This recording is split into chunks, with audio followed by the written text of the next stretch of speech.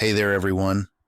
Welcome back to another episode of Broadcasting Seeds, where we dive into the deep, dark waters of the strange, the unexplained, and the downright mind-blowing.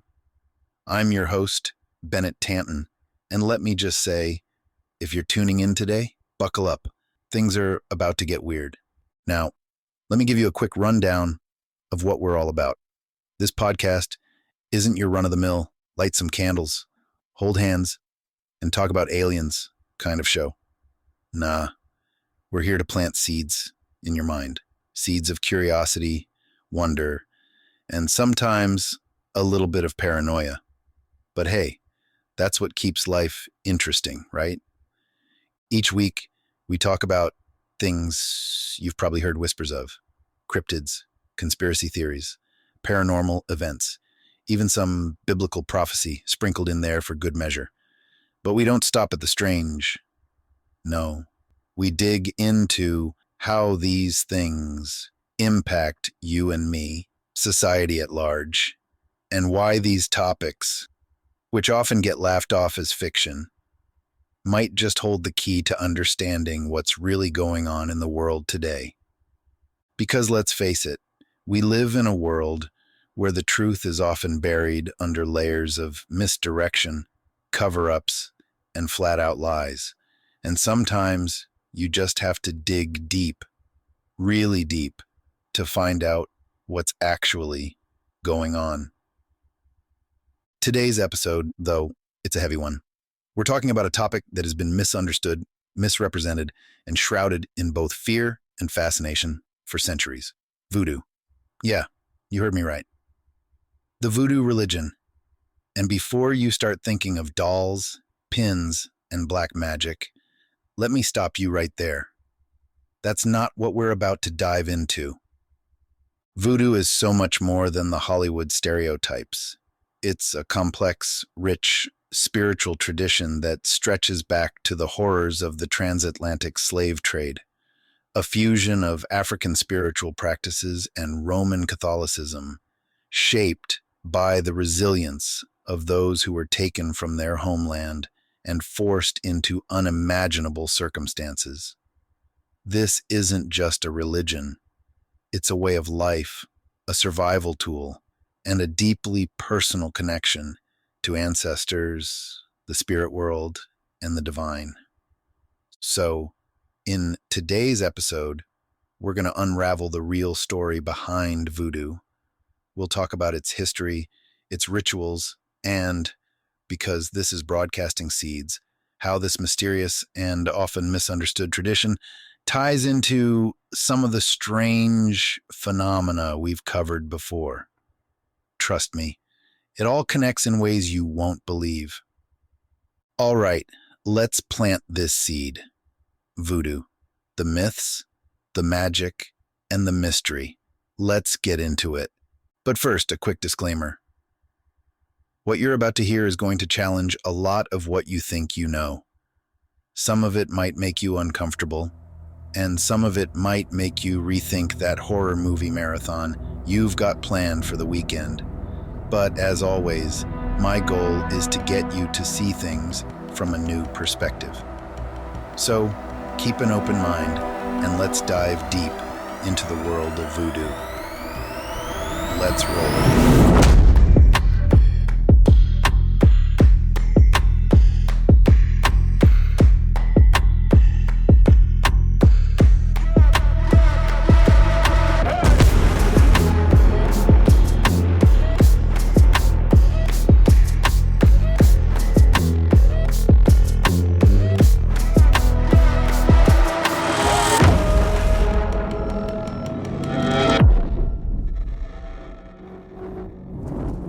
All right, let's start with the basics.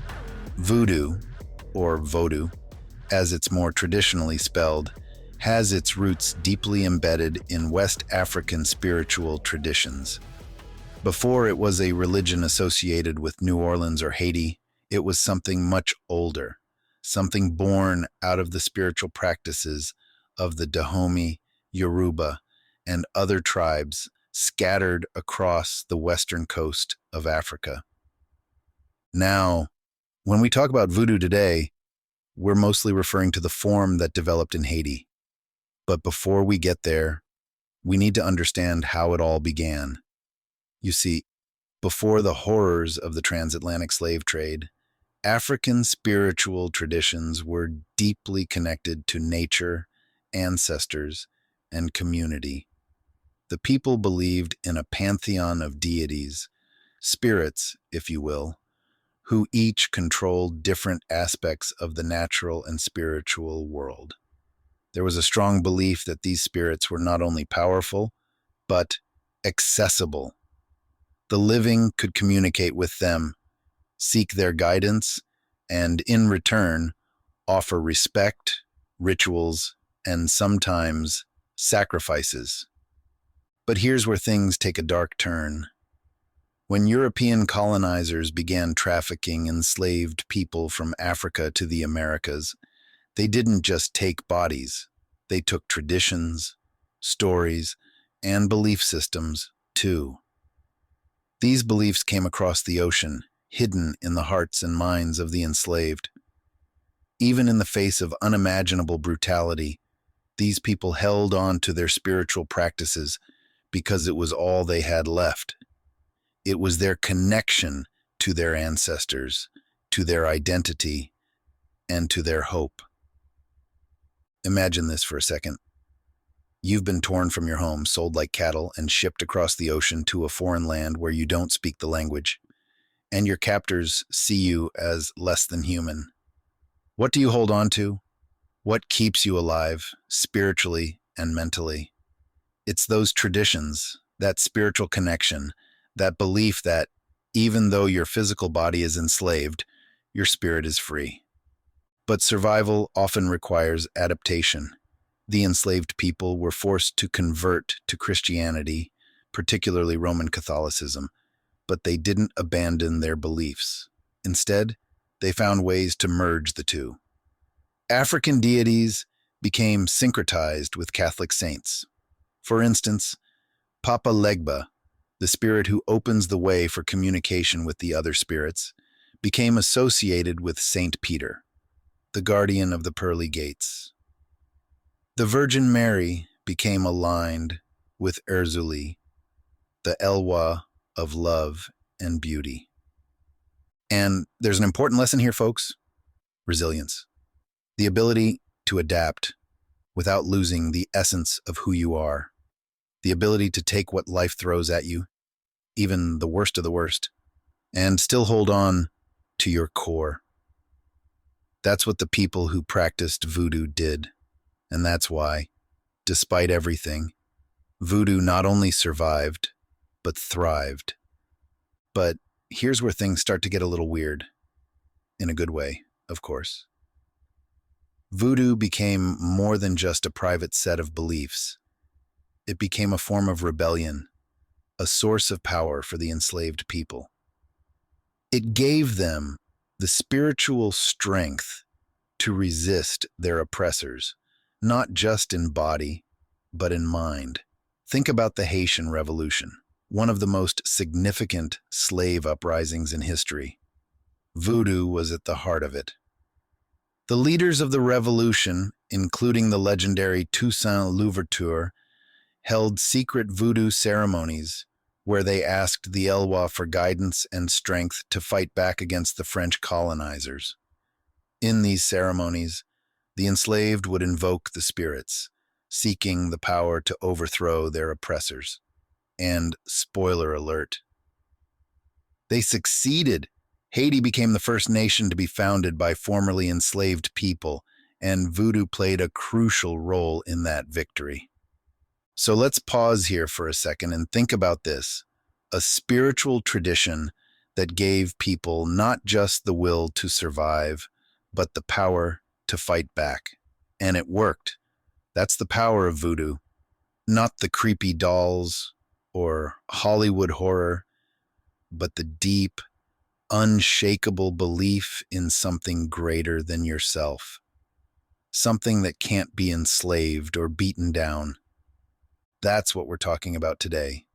A faith that's been misrepresented, demonized, and misunderstood for centuries, but it's also one that's rooted in survival, resistance, and an unbreakable connection to both the natural and spiritual world. But before we get too far ahead, we've got to answer the big question on everyone's mind. What is voodoo, really? We've talked about the roots, the historical journey, but now we need to dig into what this religion actually looks like in practice. How do people connect with these powerful intermediary spirits, known as the Elwa?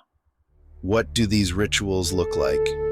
And where did all those myths come from? Let's break it down in the next segment.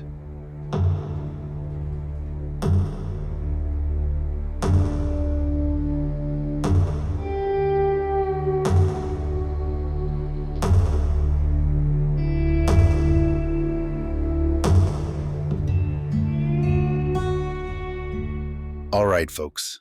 So now that we've got a sense of where voodoo comes from and how it took root in the Americas, let's get into the meat of this thing. What do practitioners of voodoo actually believe? How do they connect to the spiritual world? Well, that's where the Elwa come in. Let me paint a picture for you. Imagine this. You're at a voodoo ceremony.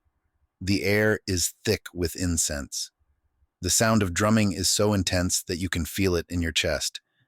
People are chanting, moving in rhythm, and all of a sudden, boom, someone is possessed. And I don't mean possessed like in The Exorcist. I mean they're overtaken by a spirit, one of the Elwa, who steps in and communicates with the living. The person isn't themselves anymore. For the duration of that ceremony, they've become the Elwa, wild, right? This is the world of voodoo. But before we dive deeper into possession, let's talk about who the Elwa are. The Elwa are the spirits that act as intermediaries between humans and Bondye, the supreme creator god in voodoo. Now, here's something important. Unlike many religions where the deity is intimately involved with the daily affairs of humanity, Bondye is distant. He's there, sure, but he's not the kind of god you'd casually chit-chat with. That's why the Elwa are so crucial. They're the ones who help people with everyday life. Protection, healing, advice, and yes, sometimes even revenge. The Elwa are like a spiritual support team, and there are a lot of them, each with their own distinct personalities, likes, dislikes, and roles. So let me introduce you to a few of the big ones. First up is Papa Legba, the Gatekeeper. If you want to talk to the Elwa, you've got to go through him first. He's the one who opens the door between the world of the living and the spirit world. Think of him as the spiritual bouncer. No one gets in without his say-so. But don't get it twisted. Papa Legba isn't some harsh, unapproachable figure. He's often portrayed as an old man with a cane and a straw hat, and he loves offerings of tobacco, rum, and sweet treats. The guy's got style. Then there's Erzulie, the goddess of love and beauty. She's kind of like the voodoo version of Venus, but with a much more complex personality. Erzulie embodies love in all its forms, romantic, maternal, and even erotic. She's glamorous, she's emotional, and she's often depicted with tears streaming down her face. Why? Because the world is full of suffering, and she feels it all. You can ask Erzulie for help with matters of the heart, but be prepared to honor her properly. She's got expensive tastes. Fine perfume, luxurious fabrics, and sweets are the way to her heart. Now, if love and beauty aren't your thing, let's talk about Baron Samedi. This guy is the spirit of death, and he's one of the most iconic Elwa out there. You've probably seen images of him before. Top hat, dark sunglasses, skeleton face paint. the whole deal. Baron Samedi controls the crossroads between life and death. But here's the kicker. Even though he's all about death, he's not a grim figure. In fact, the Baron is known for his crude sense of humor, wild partying, and love of cigars and rum. He's a reminder that death is a part of life, and he's the one you call on when you need protection from harm or help with serious life and death matters. But you better be ready to party if you're going to call on him. The Baron doesn't do solemn. There's also Ogou, the warrior spirit. He's associated with strength, fire, and iron. If you need help in battle, whether that's a literal fight or just the struggles of everyday life, Ogou's your guy. He's got that fiery, fierce energy that can inspire courage and determination. But like fire, he's unpredictable. You don't mess around with Ogou unless you're prepared for the consequences. These are just a few of the Elwa, but you get the idea. They're complex, vibrant figures, each with their own unique characteristics and domains. What's fascinating is how the Elwa aren't just figures to be worshipped from afar. They're part of the everyday lives of voodoo practitioners. People build altars for them, offer gifts, and seek their guidance on everything from love and health to protection and revenge. It's not uncommon for someone to feel an intense connection to a specific Elwa, almost like that Lwa is their spiritual guide or protector. And then, of course, there's the possession. The moment when a Elwa steps into the body of a practitioner and communicates directly with the community. This isn't just someone speaking in tongues or going into a trance. This is the Elwa inhabiting the person. They take on the Elwa's mannerisms, speech, even their cravings for certain foods or drinks. It's a full takeover, but not in the scary Hollywood demon kind of way. In voodoo, possession is seen as a sacred event, a blessing even, because it means the Elwa are actively communicating with the living. Now, let's be real for a second. When most people hear the word possession, they immediately think of horror movies. Heads spinning around, creepy voices, the whole 9 yards. But voodoo possession isn't about fear. It's about connection. It's about the Elwa stepping in to offer advice, protection, or guidance. Sure, it can get intense. Some Elwa are more wild and unpredictable than others. But it's a spiritual event that's seen as a blessing, not a curse. And it's not like anyone can just decide to get possessed. The Elwa choose when and where they'll show up, and it's usually during a ritual. The drums start beating, the chanting grows louder, and you can feel the energy in the air change. When an Elwa arrives, everyone knows it. The person being possessed will start to move differently, speak differently, and suddenly they're not themselves anymore. For that moment, they've become the Elwa. So why all the secrecy?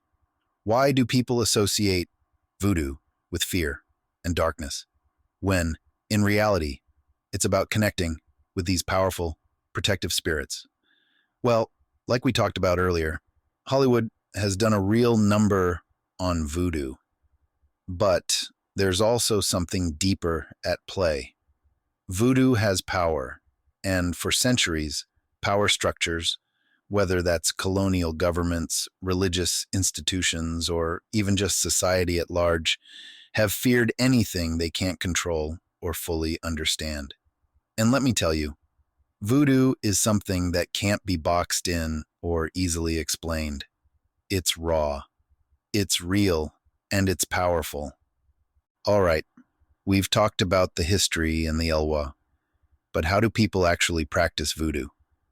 What do these rituals look like? And how does this all connect to the larger world of strange phenomena? Well, we're about to find out.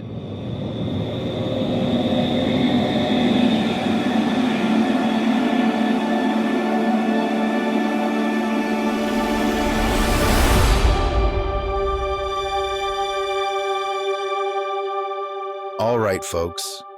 Now that we've met some of the big names in the voodoo spirit world, the Elwa, and got a taste of their personalities, let's shift gears and talk about how people actually connect with these spirits. I mean, what's the process? Do you just throw out a prayer and hope for the best? Not quite. Voodoo is a religion of action. It's a religion of rhythm, movement, and sound. Everything in a voodoo ceremony, from the drumming to the dancing, serves a purpose: to open up a direct line of communication with the spirits. And let me tell you, it's not a passive experience. You don't just sit in a pew and listen. You're part of the ritual, physically and spiritually. So, how does it all begin? Let's start with the drums, because in voodoo, drums are more than just instruments. They're the heartbeat of the ritual. The rhythm sets the tone, calling the Elwa to join the gathering. Different drum rhythms are associated with different Eldiwa, and knowing which rhythm to use is crucial if you want to get the attention of the right spirit. There's an intensity to the drumming. It's fast, it's loud, it's immersive. It's not just background noise. It's the signal to the Elwa. We're ready. Come through. Now, along with the drums, there's chanting. These aren't random words either. They're prayers and invocations, often sung in Haitian, Creole, or African languages. The idea is to create a vibration, a frequency that the LWA can hear. It's like when you tune a radio to the exact frequency you need to pick up a station. The chanting and drumming together create that frequency, and boom, the Elwa start listening. Next, we've got dancing. And look, this isn't your average TikTok dance challenge. This is powerful, ritualistic movement. The dancing in voodoo ceremonies is deliberate, a way to invite the Eldoué to take possession of a person's body. The dancers are usually moving in a circular pattern, symbolizing the never-ending cycle of life, death, and rebirth, which, by the way, is a huge theme in voodoo. As the dancers move, their movements become more frenetic, more intense, almost as if they're entering a trance-like state. And in a way, they are. They're preparing their bodies for the Elwa. And this is where things get really interesting. Possession. When the Elwa decide to show up, they enter the body of one of the participants, usually someone who's been prepared to receive them. It's wild to witness. The person's whole demeanor changes. They start to speak in the voice of the Elwa, take on the Law's personality, and even crave the Law's favorite foods or drinks.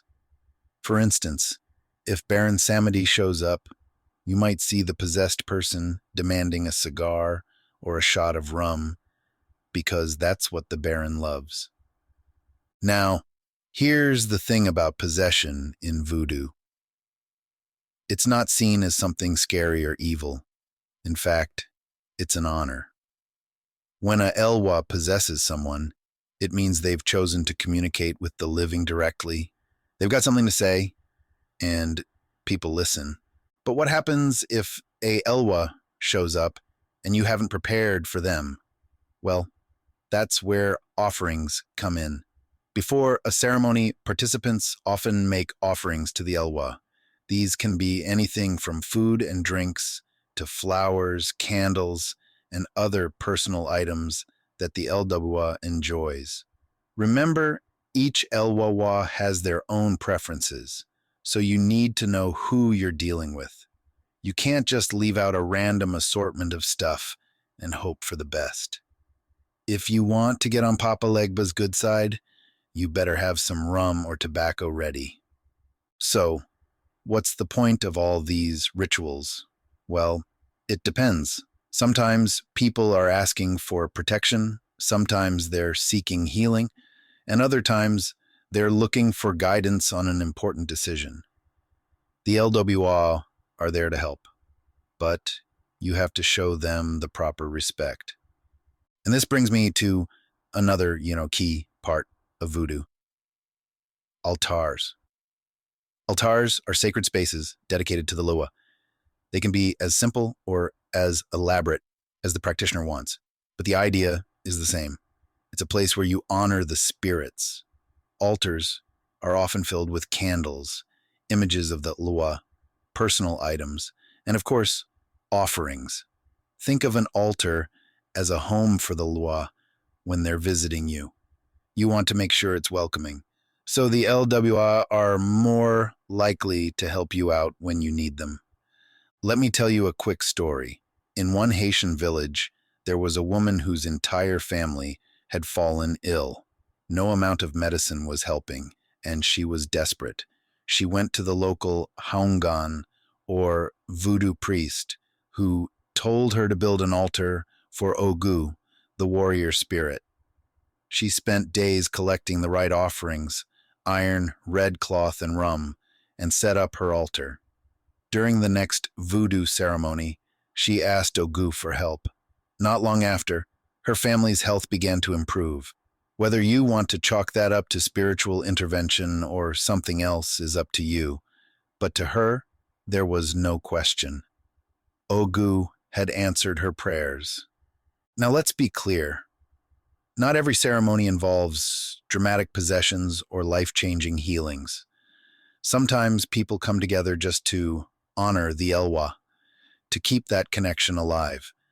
Voodoo is deeply communal. It's not just about you and the spirits. It's about the whole community coming together, sharing food, drink, and spiritual experiences. It's about maintaining a balance between the world of the living and the world of the spirits. And this leads us to an interesting crossroads, one that brings us back to the strange and mysterious. Voodoo, with all its rituals, its drums, and its dances, doesn't just connect people to the spirits of their ancestors. It also ties into the broader world of the supernatural and the unexplained. It's no accident that voodoo has been linked to everything from ghosts to cryptids to supernatural phenomena. The lines between the spirit world and our world are blurred, and voodoo practitioners know how to navigate that space. So, what happens when the boundaries between worlds break down? What happens when something crosses over that doesn't belong, or worse, when something ancient and powerful is awakened through ritual? Voodoo opens doors, and not all of those doors lead to friendly places. But that's a topic for the next segment, where we'll dive into voodoo's connection to the paranormal and how this spiritual practice might explain some of the strangest phenomena we've talked about on this podcast. Buckle up, it's going to get weird.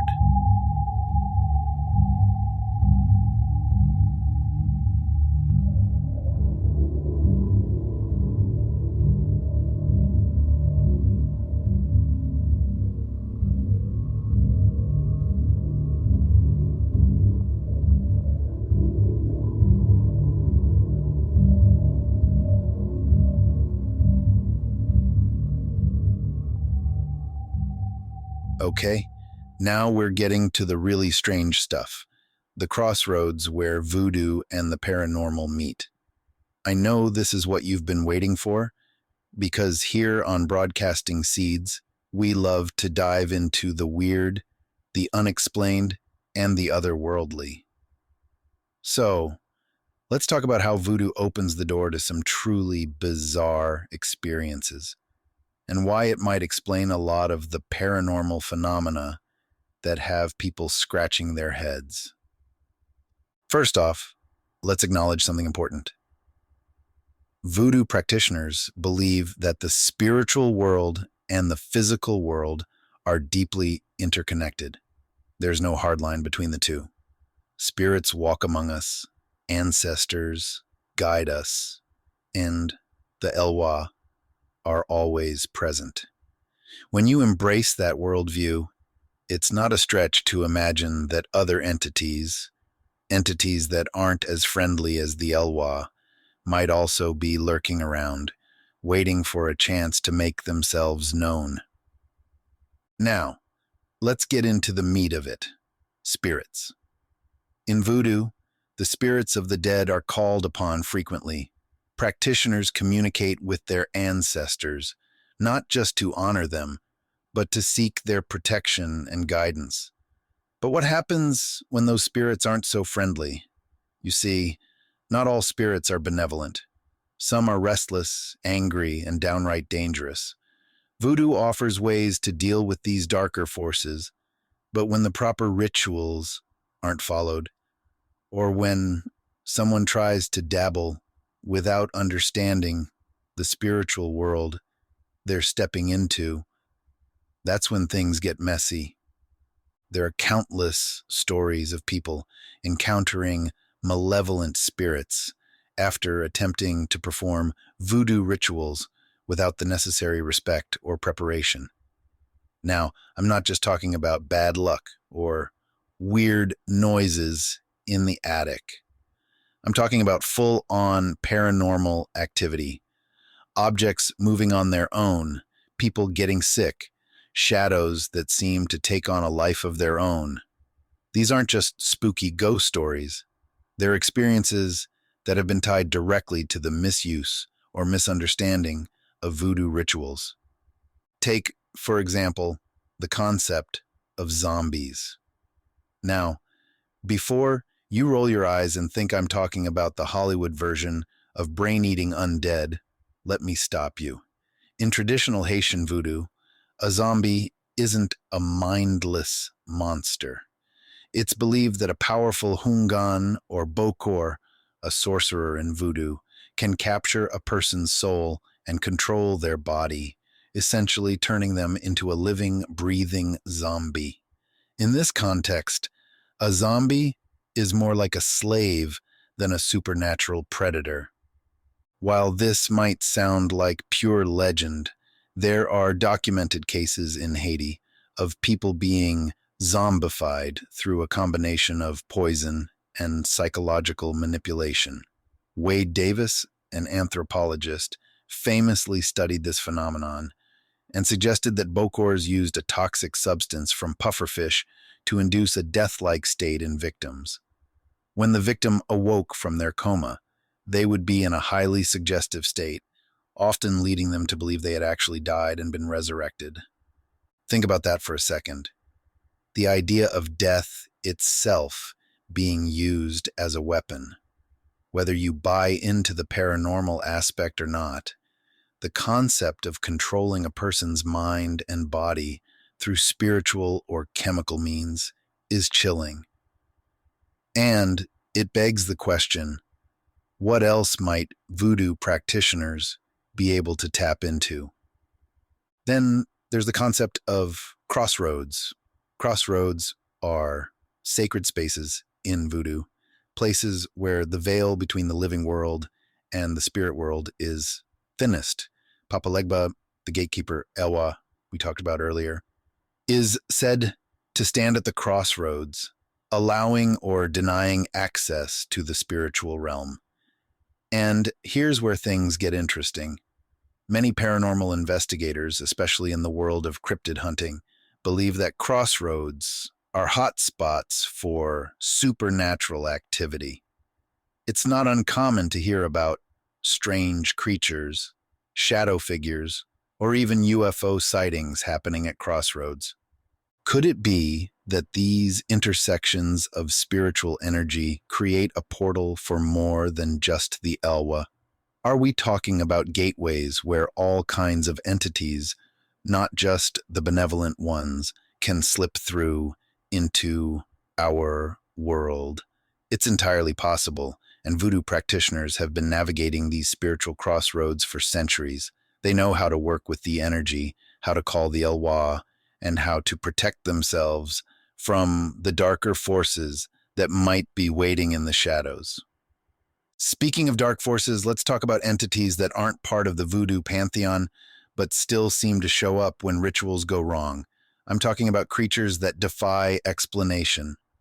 cryptids, if you will. There are plenty of stories from Haiti and Louisiana, two of the main regions where voodoo is practiced, of encounters with strange, shadowy beings during voodoo ceremonies. We're talking about everything from werewolf-like creatures to shadow people, beings that seem to slip in when the barriers between worlds are temporarily broken down during ritual. Could voodoo rituals be opening doors to these cryptids? Are these entities slipping through the same cracks in reality that the Elwa used to communicate with the living? Some believe so. In fact, certain cryptids, like the Rougarou, a legendary wolf-like creature from Louisiana folklore, are thought to have roots in both voodoo and Catholic beliefs. The Rougarou is said to be a curse placed upon someone who breaks the rules of the spiritual world, transforming them into a beast until the curse is lifted. And it's not just the Rougarou. People have reported seeing shadow figures during voodoo ceremonies, especially when a possession goes wrong or when someone tries to summon a loa without proper respect. These shadow beings aren't the friendly protective spirits of voodoo. They're something else entirely, and no one really knows what they want. Some say they're trickster spirits. Others think they're manifestations of fear or negative energy. But whatever they are, they're not to be messed with. There's even speculation that some of the most famous cryptid sightings in places like the Louisiana Bayou or the Haitian countryside might be tied to voodoo rituals. Bigfoot, Dogman, Mothman. Could these beings be drawn to the energy created during intense spiritual events? It's not out of the realm of possibility, especially if you believe that voodoo is tapping into something ancient and powerful. Remember, voodoo rituals are about channeling energy, connecting with the unseen, and invoking forces that most of us can't even begin to understand. And when you're playing with that kind of fire, sometimes you burn more than just the candle on your altar. Sometimes you attract things that you didn't plan on inviting. So, does voodoo explain some of the strange phenomena we've been talking about on this podcast? Does it open the door to paranormal activity, cryptid encounters, and even extraterrestrial sightings? It might. At its core, voodoo is about navigating the spiritual world. But once that door is open, who's to say what might step through? In our next section, we're going to tie all of this together: voodoo, the paranormal, the government cover-ups, and why this spiritual practice has been feared, demonized, and, yes, suppressed by powerful forces for centuries. And trust me, you won't want to miss this part. Let's get into it.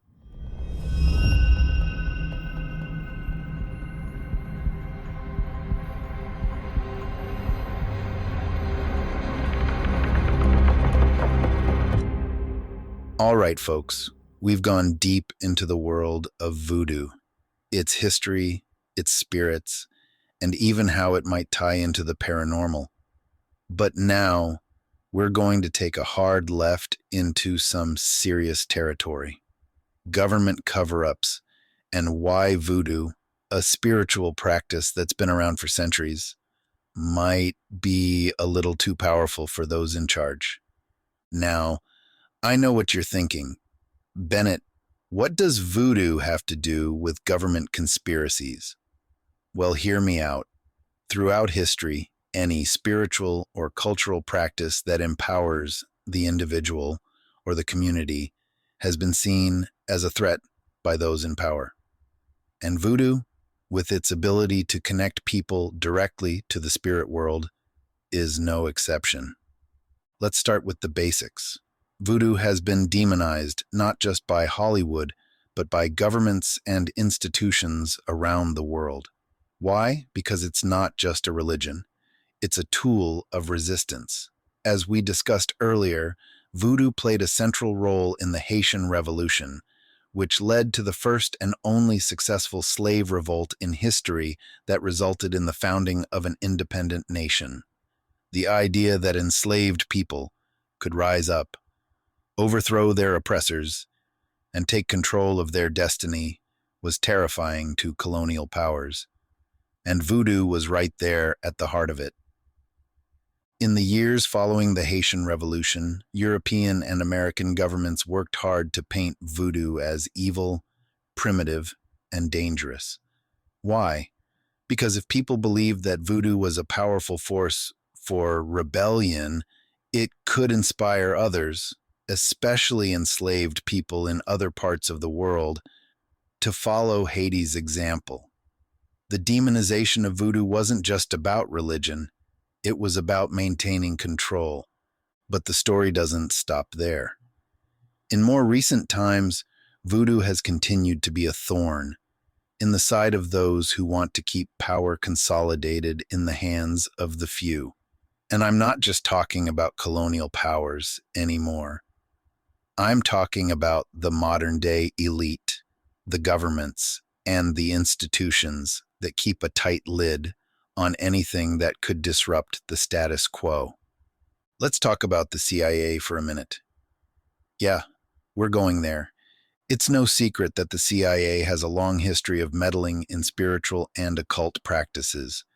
In the 1960s and 70s, during the height of the Cold War, the CIA launched a series of secret programs aimed at researching psychic phenomena, mind control, and the paranormal. You might have heard of MK Ultra, one of the most infamous of these programs. The goal? To harness the power of the mind and the spiritual world for use in espionage and warfare. Now, what if I told you that voodoo was one of the spiritual practices they had their eye on? It makes sense when you think about it. Voodoo rituals involve communication with the spirit world, possession, and the manipulation of unseen forces. If you're trying to find ways to influence people, control minds, or even harness supernatural power, voodoo would be a gold mine of knowledge. There are rumors, and let me emphasize that these are rumors, that during the CIA's psychic research phase, they sent agents to Haiti and New Orleans to observe voodoo ceremonies, study the effects of possession, and understand how the Elwa interact with practitioners. Why? Because they wanted to know if there was a way to tap into this power for their own purposes. Think about it. If you could control the spirits, you could control people.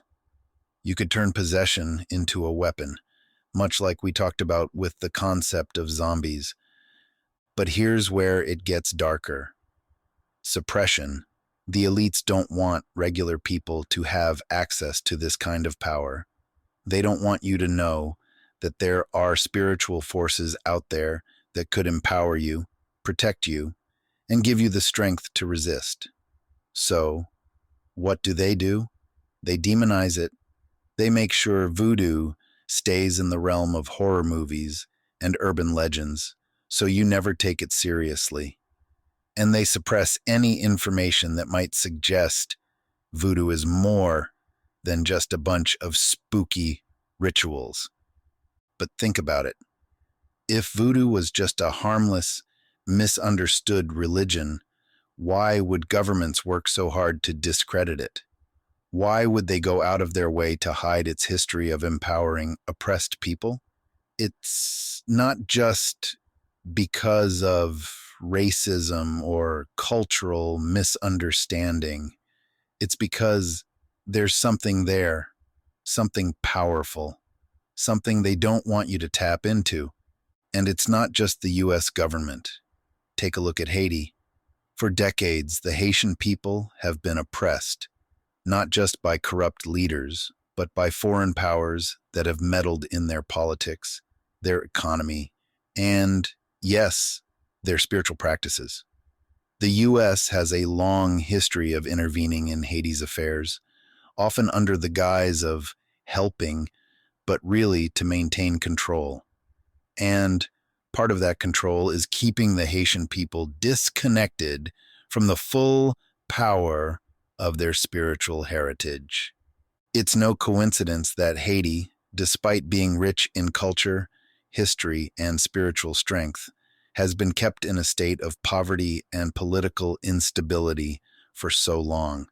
Because a unified, spiritually connected Haiti, a Haiti that fully embraces the power of voodoo, is a threat to the powers that be. And here's where things start to connect with the other strange phenomena we talk about on this podcast. If voodoo has the power to open doors to the spiritual world, what else is being hidden from us?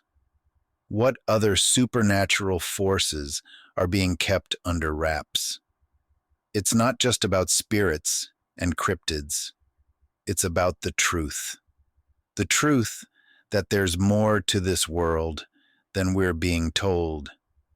The more you dig into the history of voodoo, the more you realize that it's been at the center of some of the biggest spiritual and political battles of the last few centuries. It's no accident that voodoo has been painted as dark and dangerous by those in power. They know that if people understood the true nature of voodoo, if they understood the strength, the resilience, and the spiritual power it offers, they might start asking questions. They might start seeking out answers on their own. And that, my friends, is the last thing the elite want. So, where does that leave us? We've covered a lot of ground today. We've talked about the history of voodoo, its connection to the Elwa, the rituals, the paranormal, and now the darker, hidden side of things. But here's the takeaway. Voodoo is a powerful, resilient spiritual tradition that has been misunderstood and misrepresented for far too long. And the more you dig into it, the more you realize that it's not just a religion. It's a key to unlocking the mysteries of the spiritual world. As always, I encourage you to think critically. Don't just take my word for it. Do your own research, ask your own questions, and keep an open mind. The truth is out there. You just have to be willing to look for it. And trust me, when it comes to voodoo, we've only scratched the surface.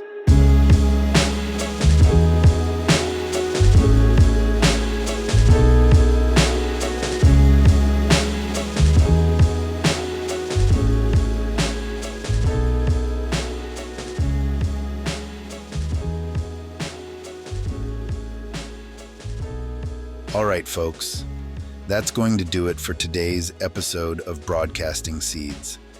I know we went deep, and if you've stuck with me this far, I hope I've planted some seeds of curiosity about voodoo, the paranormal, and the hidden truths that are right in front of us.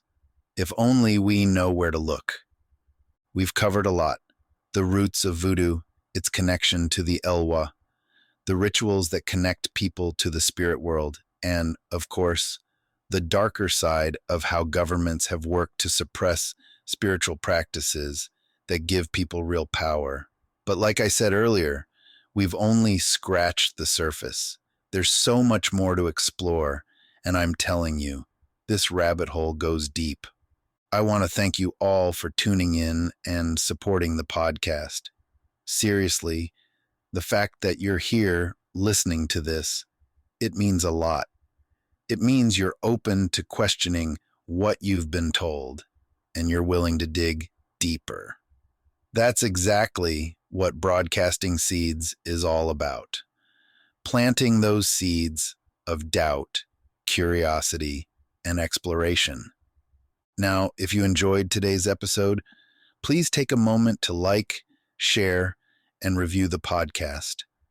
It helps get the word out and spreads these important conversations to people who need to hear them. Plus, it helps me keep bringing you more of this strange, thought-provoking content.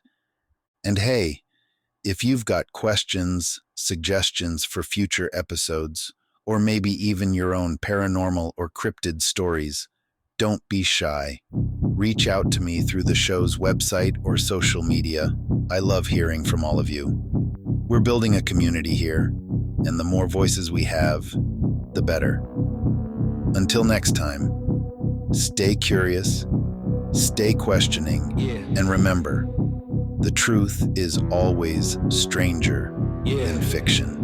You've been listening to Broadcasting Seeds, and I'm Bennett Tanton, signing off. I got bad thoughts that make my mind scared, hold me hostage and they don't fight fair. Who gon' pray for me and wipe all my tears? Who gon' save me if you not right here? Move this darkness and make my sight clear. Take me your way cause I don't like here. Ghosts of my past, they feeling the night air. Wake me up, I'm trapped in my nightmares.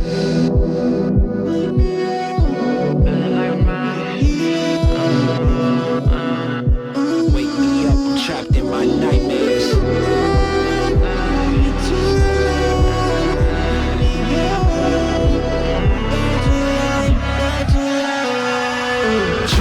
Drowning, I'm off the deep end. Apparitions of all my demons. All my thoughts are committing treason. All alone, who gon' hear me screaming? Manifestations of my fears. Regrets that stretched out for light years. Can almost touch the light, homie, it's right there. Body free but trapped in my nightmares. Wake me up, don't let me drown. All the lights are fading